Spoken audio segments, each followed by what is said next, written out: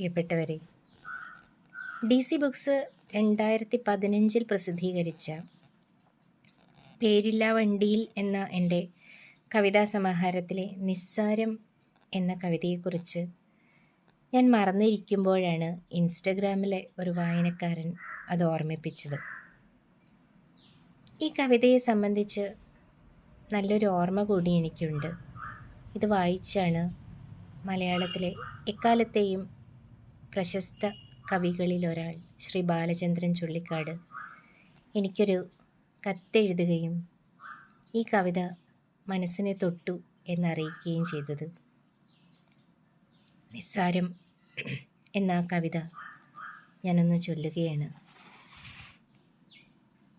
തലയ്ക്ക് മുകളിലെ ഇത്തിരി ആകാശമടർത്തി മറപിടിച്ച് ചവിട്ടി നിൽക്കും ഭൂമി കുഴച്ച് വിളക്കുണ്ടാക്കി ശ്വാസോച്ഛ്വാസങ്ങൾക്കിടയിലെ മാത്രയിൽ ജീവിതത്തിൽ നിന്നും ഒളിച്ചോടി ഒരു കടൽ മുഴുവൻ നീന്തി പ്രാണനിൽ കെടാതെ നിന്ന ഒരിറ്റ പ്രണയമൂതിയൂതി അവൾ അടുത്തു വന്ന് കുഴഞ്ഞു വീഴുമ്പോൾ അവൻ അവളോട് ഇത്രയേയുള്ളൂ എന്ന് ചോദിച്ചു.